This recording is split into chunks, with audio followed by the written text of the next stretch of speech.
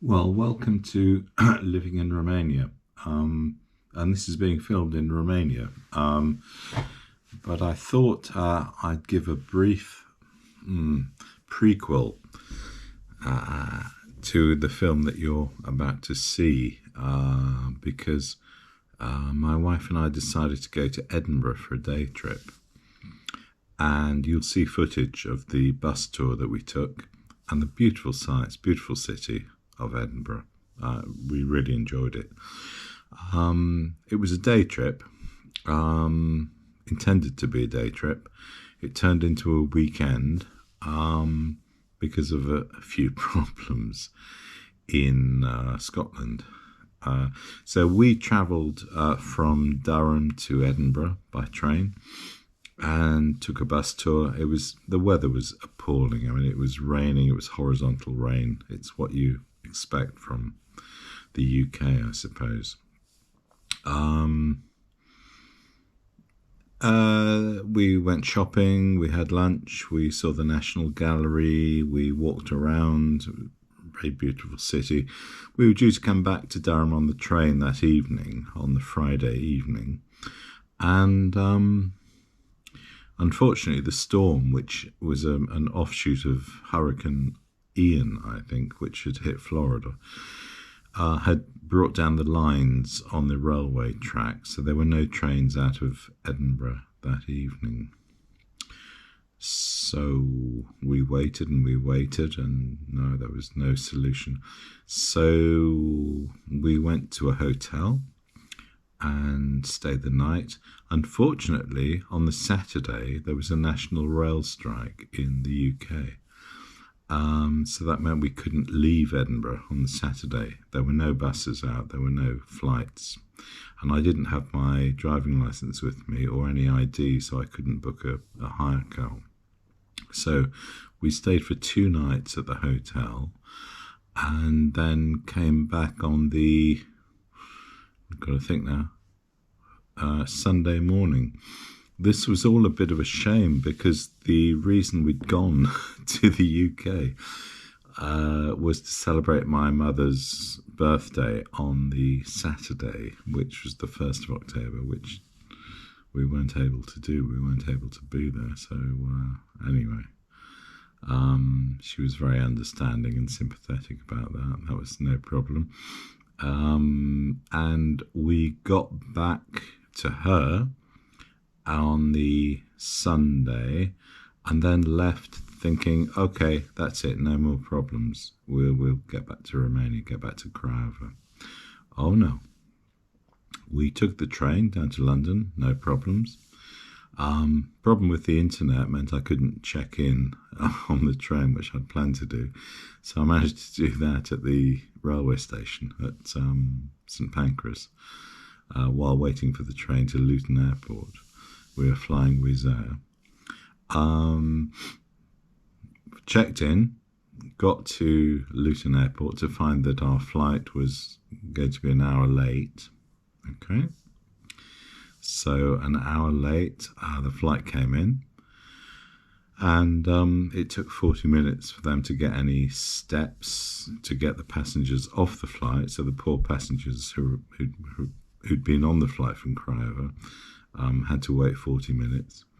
And then we were put on the aircraft. So that was fine, no problem. We'd be in Craiova, okay, a bit late, but 3 o'clock rather than 2 o'clock in the morning, because Romania is 2 hours later than the UK.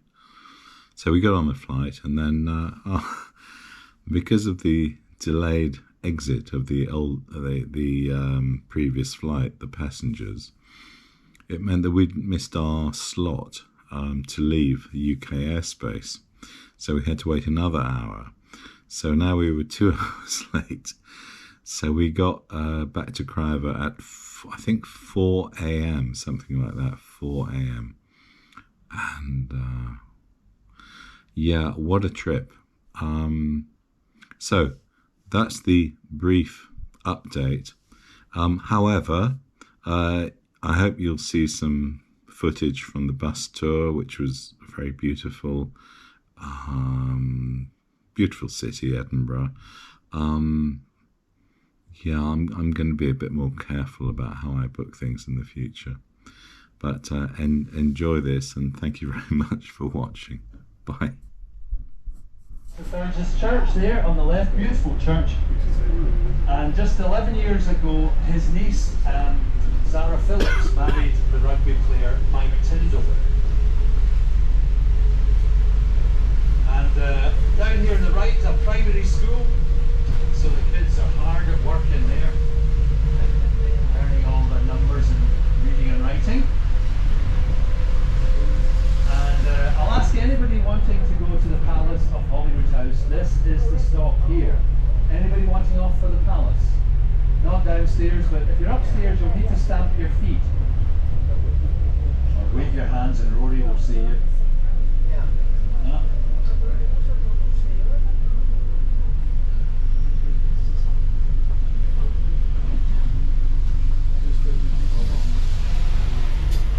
Now the Scottish Parliament is on the right hand side immediately, but straight ahead now you can see the golden sandstone of the Palace of Holyrood House, and that dates back to 1500. Later extended by Charles II in the 1650s, and to the rear you can even see the ruins of the Abbey, where all the kings and queens of Scotland were crowned and later buried. And it's getting a bit wild now, isn't it? Wow! We're not in Florida. Oh, with Hurricane Ian. Oh dear, that was terrible. There's the palace on the left, and on the left behind the holly bushes, that is where the royal family host the great and the good of Scotland in the summer when they have their garden party, and you get a lovely wee cup of tea and a cucumber sandwich. How many palaces did she have? Well, let's have a think about that. How many palaces did the Queen have? And I suppose, does Prince Charles have now? King Charles. King Charles. Well, she had Balmoral up in the Highlands. She's got Holyrood Palace here. She's got Sandringham, which is at Norfolk, and Windsor, just to the east of, near Heathrow Airport, just west of London. Those are the big ones. Oh, she had more. Not that I know of. Oh, just the four. She maybe had some others, but that is the main. Right. She certainly owned land elsewhere. But she spent time with all of them. Yeah.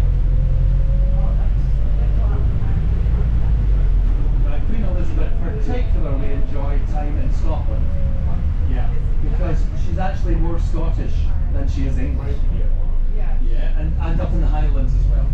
She particularly enjoyed the Highlands.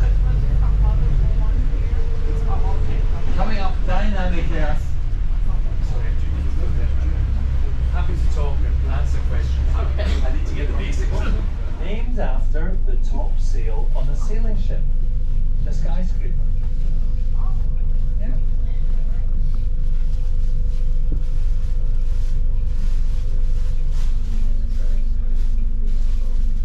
Well, when it dries up, you might want to take a wander down the Royal Mile, all the alleyways and closes. There are about 80 of them altogether.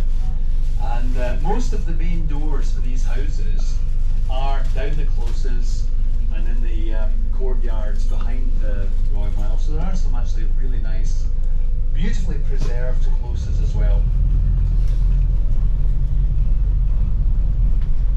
Now we will rejoin the Royal Mile later, but we're going on diversion now to show you a few other things. And so we're on George IV Bridge, built for the visit of George IV in 1822. And along here on the right hand side in a moment we have the Elephant House Cafe, where J.K. Rowling started writing the Harry Potter stories. Just along here is a red building just after this little bridge. Right here on the right. The Elephant House Cafe. Now, she would, unfortunately, they had a fire last year and it hasn't reopened. So we can't go and enjoy a cup of coffee and a bit of cake. Yes, do you know how she started? She started going to Elephant House because she was on benefits. She was not wealthy at all, and she was trying to keep her heating bill down. Now you know what happened to the energy crisis now. No money to fix it though. She could rebuild the whole block. She could rebuild half the town. No excuse. The issue, yeah, it's not her cafe first of all, but she did go there. Yeah, money's not a problem for JK. No. Now on the right hand side, the little doggy statue with a shiny nose. Yeah, just here on the right. Now his name is Bobby. And why have we got? See the graveyard there as well? Well, that's where Bobby's master was buried. Let's open the windows, eh? Well, it's going to steam up. Pop that up. It's going to steam up. Ignore the little droplets of rain if you can. Yes, so it's a lovely story of canine loyalty because Bobby's master died and was buried in the graveyard, and wee Bobby looked after his grave for the rest of his life. Oh, isn't that nice? Oh, isn't that nice? No, yeah. And hey, Rory, we've got a nice bunch here. Yeah, so now I know Scottish folk have a bit of a reputation as being a bit tight, you know, a bit mean. Well, let me tell you, that is not true. When dog licensing was brought in here, we had a whip round and we paid for Bobby's license. Wasn't that nice? Oh, $50 off it. Yeah. Woohoo! There you go. Good story. Yeah, and you know the story of that canine loyalty went all over Great Britain, and then it was actually an English lady who paid for the statue, the granddaughter of Mr. Coutts, who was the banker to the Queen. Yes, you can get off here. Okay. Let's not to move around unless, well, we are stopped, I suppose. The stop is just here. Where are you going? All right. Oh wait. No, it's just a stop. Just one of the ones that's crossroads. So on the left here, you can see even on the ground floor. Well, actually, and if you look up, you can see the old hospital that is being redeveloped and is going to be part of the Edinburgh Futures Institute. So it's going to be part of the university. We've skirted the university area, but there are university buildings all over this part of Edinburgh. It's not like one campus.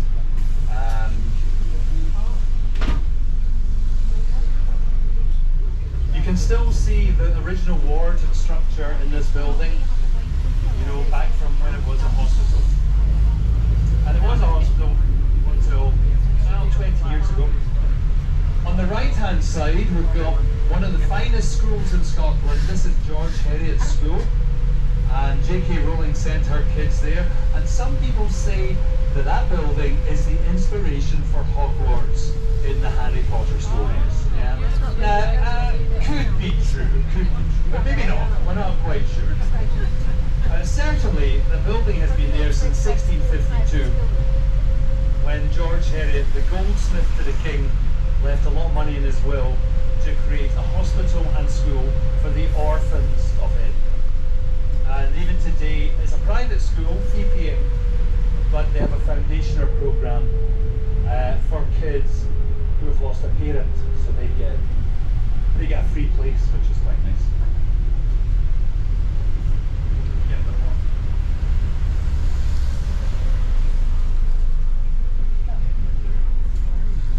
Now we're coming back into the old town of Edinburgh, and it was in this part of town that two of Great Britain's most notorious serial killers operated. So brace yourself. William Burke and William Hare.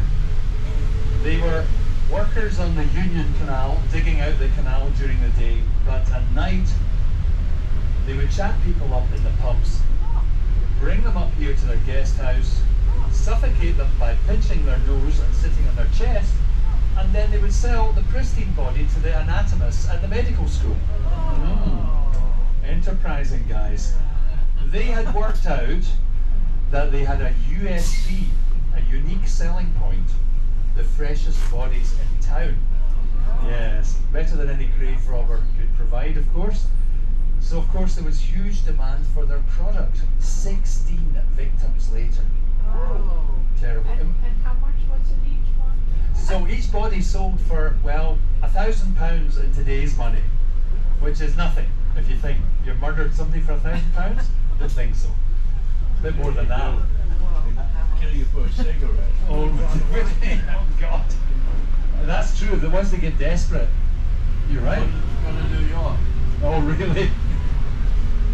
Yeah, a spot of fentanyl does that for you too. Yeah, but if you're addicted to that, you're crazy. Well, so anyway, those guys, they were caught and they went back on trial. The police had very little evidence, and so William Hare gave evidence against his buddy and got off with it. So it was an offer for the police. They said, well, give evidence against him, we'll let you off scot-free, as they say, yeah? And so Burke was convicted of the crimes, and he was sentenced to hanging. After hanging, his dead body was dissected on the slab of the anatomist class. The whole of Edinburgh was invited to come and watch. His skin was removed, tanned to make leather, and is now the binding of a book, in fact, a series of books. And his skeleton also retained, cleaned up, and is now in the museum for everybody to see. So, yeah, that's 1829, so about 200 years ago this all happened. Performed in the Usher Hall on his last tour of American Pie.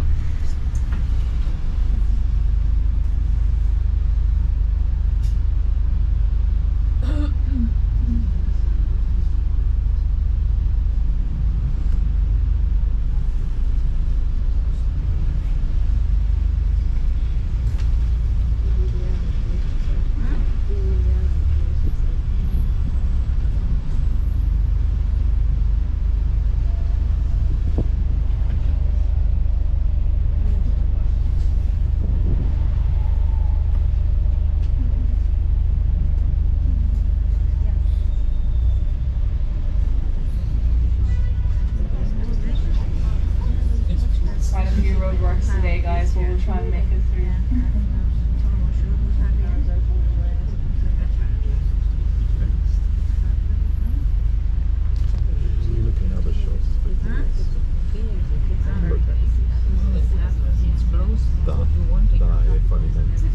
Okay, guys, so hopefully now we're just coming in view of the wonderful Usher Hall. It's a really beautiful venue, and according to many, it has wonderful acoustics. It was essentially designed to have the best acoustics possible for musicals and such.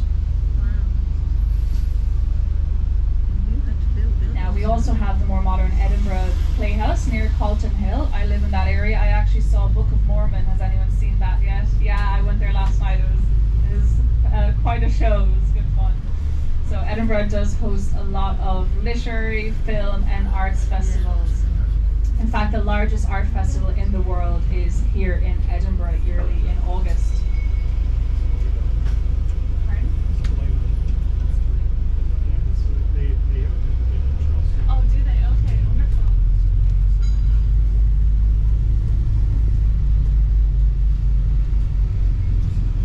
On our right hand side we have the Edinburgh Indie Film House as well, for those of you on a rainy day like today if you want to stop in, though there are a lot of things to see, but if you're staying here for quite a while you can see some interesting independent films here. And just past it, up across the way, we have another cinema, the Odeon Cinema, up on the right hand side past the lights. Now in fact the Beatles played here twice. To much applause. One of my colleagues said his sister went to see them as they performed here in Edinburgh, but she said unfortunately she couldn't hear a single word the boys sung because of the amount of screaming girls. Now, returning on to Bread Street. Here in Edinburgh, we like to be a little bit literal with our names. So, Bread Street was essentially where all the city's bread was baked. Due to the fire hazard the ovens posed. So the king at the time, James II, I believe, ordained that they had to move out of the old town into Bread Street. Gordon Ramsay now calls his restaurant after it. Here we are on Spittal Street, and we're starting to get another beautiful view of Edinburgh Castle. If we can see through the rain, I'm afraid it's not the clearest of days, but we'll get through it. But let's imagine it anyways, guys. A young George Gibson, the famous set designer who worked on films such as The Wizard of Oz, he grew up on this street, so every morning he would open his windows and see this view. And as it happened, when he then moved to Hollywood and worked on the film and the set design for The Wizard of Oz, he based the Emerald City on exactly this view. So we could say we are traveling on the yellow brick road right now. Follow the yellow brick road. Don't worry, I won't sing too much, guys. I'll spare you. Having a look up to the left, we can get a really good view of just how formidable the castle's fortress would have been. And it is said that when people were trying to invade and climb this rock face, human filth would be thrown down upon them. And this is how Edinburgh, sometimes it is said, got the nickname of Old Reekie, because of the awful smell. You would not be wanting to try and break into this castle. Now, up ahead of us, we have the Castle Esplanade, a large area where the Royal Military Tattoo is held every August. And by all accounts, it's a wonderful showcase, though tickets do sell out very quickly. But if you're ever visiting again in Edinburgh, it's well worth a visit if you like kilts and bagpipes and all that stuff. Now, very shortly, we'll be coming up to the stop for the Lawn Market. Now, as I mentioned, unfortunately, this would normally be the stop for the castle. The castle is currently closed, according to my manager, but there are some other wonderful sights to see in this area of the Royal Mile. The Royal Mile stretching from Edinburgh Castle all the way down to Holyrood Palace. The Scotch Whisky Experience is just up to the left-hand side here, nearing the castle, just behind that church. The Tolbooth Kirk being church, the Scots word for it. We also have the Camera Obscura, the oldest purpose-built visitor attraction in Edinburgh, and one of my favourite pubs here on the Royal Mile, Ensign Irish, we just passed, kind of sap green colour. They have a wonderful variation of whiskey here. So do we have anyone here upstairs for Lawn Market? Or are we hanging on? It's a rainy day, so let's do a full tour and then see where we fancy a lighting. Now, on the Royal Mile, if you do brave it, walking up and down it, it is actually slightly longer than a mile. It is a Scots mile, 1.2 miles long. I'm hoping we get going with some Scots pints, then being 1.2 pints. I'm trying to make that happen, guys. So let's quarry for that. Now, the Royal Mile itself has some wonderful closes and wines going on. Sorry, could we? Is that all right? Welcome. Thank you. Have a nice tour. More people going on. Thank Have you. a wonderful day. Great commentary. Thanks. Yes, move on up, guys. Get a little bit out of the rain. Are you managing okay? There you go. So we have many closes, wines, and sports going on in particular on either side. So the tour we're going on takes in Prince Albert Memorial, the castle. We'll get out of the castle, and then the Scottish Parliament and the Good Palace morning, of or should Holyrood say almost House. afternoon, everyone. My name is Holly, and I'll be your guide today. So, welcome on a blustery day like today. Hopefully, the tides will stay nice. Sometimes it can get a little slippy up here. So, with that in mind, please do just some health and safety first and foremost. Please do stay seated when the bus is in motion. Pretty basic. For those of you upstairs, if you want to get off at a particular stop, just raise your hand up and I'll let our driver, Dougie, know. Thank you for our driver. The city, as you will see, it has a lot of twists and turns, and our drivers are absolute pros here. We should be safe enough with selfie sticks. I don't think anyone will be outside today. Secondly, if we could just keep phones on silent and, just general housekeeping rules. If you have to take a phone call, please just in an emergency, generally speaking, otherwise the mic will pick it up. So just a little bit, my name is Holly. I'm actually Irish. I haven't been here in Edinburgh too long, but I absolutely fell in love with the city this spring and This is decided to St. make the Andrew's leap Square. this summer. So we hopefully picked up the during bus. this tour I will help share a little bit of that love and help you see some of the magical sights here. Here we are in St. Andrew's Square, a portion of the new town. Gordon Ramsay's latest restaurant, Bread Street, on our left-hand side here. I think we've had one or two guests already visit here. Ironically, it is not Bread Street here, but knowing Gordon Ramsay's temperament, I'm not going to argue left-hand side, we have Andrews Square Gardens and the Melville Monument to Sir Henry Dundas on the right-hand side. Now, Sir Henry Dundas has a lot of controversy around him, so we'll skip that one. Sorry. So we are coming up, if we can see through the rain, up until recently the largest monument in the world to a writer. This is for Sir Walter Scott, sorry, if I'm saying it right, who, among many other things, being a renowned author, really helped our understanding of what Scotland represents. If, when you were booking your trip to Scotland and you were imagining kilts and tales of mystery, Highland moors and romance and tales of heroism, Sir Walter Scott has a lot to thank for that. Along with writing his Waverley novels, which we have our Waverley Station named after, as well as the novel Rob Roy, extremely popular with the then royals at the time. He is also credited to being the person who discovered the crown jewels of Scotland, which were lost to history.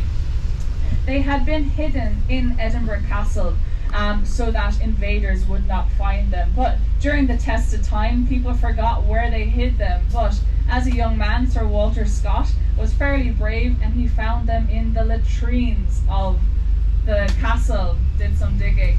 So for that, he was knighted, so hence the Sir Walter Scott. Now, on our left-hand side, we're going to be coming up to two of the major art galleries of the city. The Royal Scottish Academy, the slightly greyish building closer to us, and behind it, the Scottish National Gallery. Now, the Scottish National Gallery is one of my favourites. It's absolutely free and has some wonderful examples of artwork, ranging from the old masters, such as Leonardo da Vinci, some of the Impressionists, including Van Gogh, right up to one of my favourite Scottish paintings, The Monarch of the Glen by Sir Henry Raeburn. It's really beautiful. Now, we are passing down Princess Street currently, with the Princess Street Gardens down below us, and very shortly we're seeing a wonderful view of Edinburgh Castle. Now, I've just had word that the castle is currently closed due to, I think, high winds, but we'll keep a tab on that and see if it reopens, and I will let you guys know today. Now, the castle itself sits on an extinct volcano. Now, don't worry, it hasn't erupted in over 340 million years, so we are safe enough today, but thankfully we've such a good driver, even if it did, I think we'd be in safe hands. Now, Edinburgh Castle has, some of you may know this already if you have visited, it has the oldest standing building in Edinburgh, St. Margaret's Chapel, which dates back to 1130, built by King David for his beloved mother. Now, Edinburgh Castle has a rich history. It is the most besieged fortress in all of Europe. Over 23 major times it was majorly tried to be invaded, but due to its natural fortress on that castle rock, as well as continuing fortifications, it's a formidable place. One of the most interesting residents in the Edinburgh Castle that ever stayed was in fact an elephant. An elephant was brought here from Sri Lanka by the 78th Highland Regiment in the 1860s, and he became their mascot of sorts. Now, according to local legend, the elephant did not enjoy the local Scottish weather. Perhaps we're getting a taste of that today. And he grew to love beer. It was said that oftentimes they would have to bat away his trunk because he would reach his trunk into the kitchens and grab a beer or two before bedtime. Now, perhaps some of us guys, if we feel a little bit cold after this tour, you might be having a little bit of the same hunger there. Now, our first stop coming up very shortly will be for St. Cuthbert's Church. You would alight here if you would fancy going to the Johnny Walker Whiskey Experience, which is up ahead on the right hand side. If we can see that building with the tall flag on top of the corner, that is where that is. But most importantly in my mind are these two churches, St. John's and St. Cuthbert's. Now, St. Cuthbert's in particular is a beautiful church. It has a stained glass window donated by Tiffany Stained Glass. And it is actually where the crime author Agatha Christie had her second marriage. Now, this marriage had caused a bit of uproar. She was marrying at the time, she was nearing 50, and she married a much younger man who was 24. Her friends and family didn't quite approve, and during an interview with a newspaper, she was asked why she chose such a younger man. And she replied, "He's an archaeologist. The older I get, the more interested in me he's going to become." Great one, ladies. Eh? I love that. Turn the tides. Now, down in St. Cuthbert's, we also have a very old graveyard. This is some of the oldest sites of Christian burial grounds in the city. And very shortly, if you have a look up ahead, if you can peer through the rain, there is a watchtower overlooking this cemetery. Now, Edinburgh was renowned. Okay. Anyone for Lothian Road? Are we all good? I think we're all staying on. Thanks, Dougie. Also for downstairs, if you press the stop button as well, sorry, I should have mentioned, you can alight and our bus driver will pull in for any stops. And upstairs, raising your hand. So back to the story. The watchtowers were built around the graveyards to stop grave robbers or grave diggers, body snatchers in the city. Edinburgh had a world-renowned medical college. At one point in the 1800s, over 75% of doctors working in Britain had graduated from Edinburgh Medical College.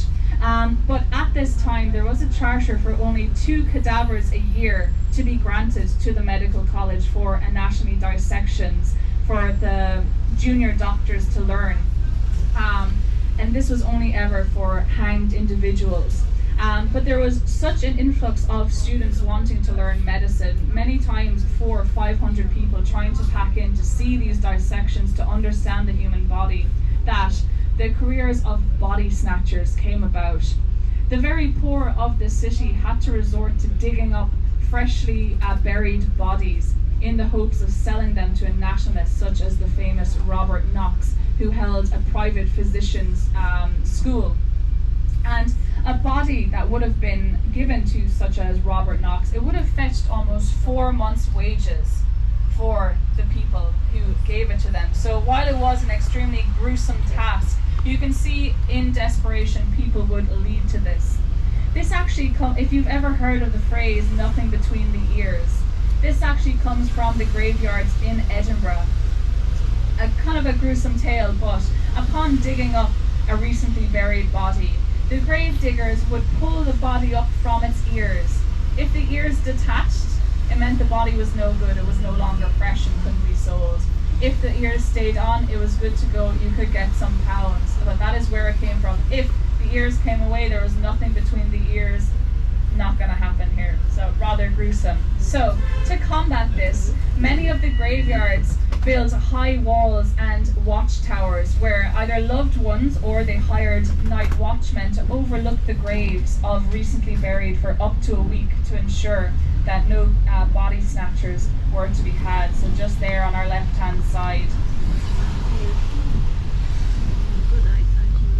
On a slightly lighter note, here we are now moving into the theatre district on Lothian Road of Edinburgh, and very shortly we'll be seeing 3 of the major theatres in the city, the Usher Hall, the Traverse and the Lyceum. It also features the independent Edinburgh Film House, which is a really wonderful venue.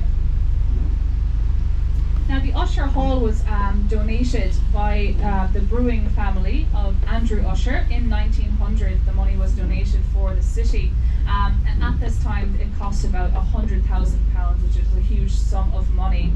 Now Andrew Usher from the Brewing and Distilling Company, interestingly enough, he never touched a drop of the stuff himself. Likewise, Sir Johnny Walker, he neither partook of whiskey, so oftentimes they won't have the hair of the dog themselves. The Usher Hall also hosted the Eurovision Song Contest in 1972. One of the most interesting events that was hosted in the Usher Hall in my mind was for a seance held by a lady called Helen Duncan in 1932, where she held a seance to talk to the spirits and such. She was a spiritualist. And she later went on to be the last woman ever tried of witchcraft in Britain. In 1942, she was tried as a witch and imprisoned because 3 or 4 years prior, she had predicted that a German U-boat would sink a fleet of British Navy ships, which did indeed happen. So at this time, people grew extremely suspicious of the woman and blamed her for it. Thank God these things don't happen anymore, but I thought it was very peculiar that last ever, which was only 1944 or so, was the trial. Sorry guys, a bit of traffic now. Much more recently, Don McLean, I think 3 days.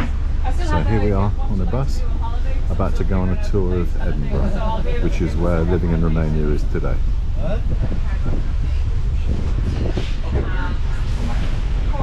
It's a bit rainy,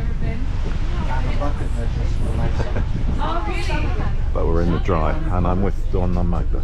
Oh, okay. Yeah, hello. That's where my mom Oh, is from, yeah. so very good. Gotcha. Yeah. We're just waiting to head on.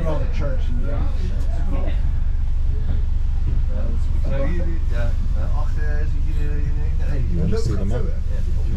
You want to see the map? Got it up. Oh, yeah. Beautiful. Oh, yeah. Well, I hope you enjoyed that walk around and bus ride around Edinburgh. It was a little bit windy and a little bit rainy. That's where we had lunch today. The National Art Gallery of Edinburgh. There we've got the Sir Walter Scott monument, and as we pan around, we've got the Balmoral Hotel,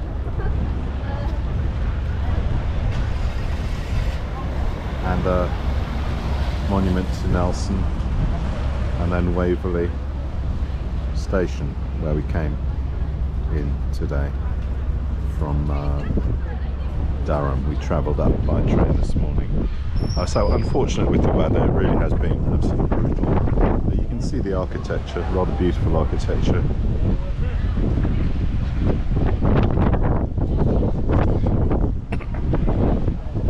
Now we're just having a final walk round before we go back.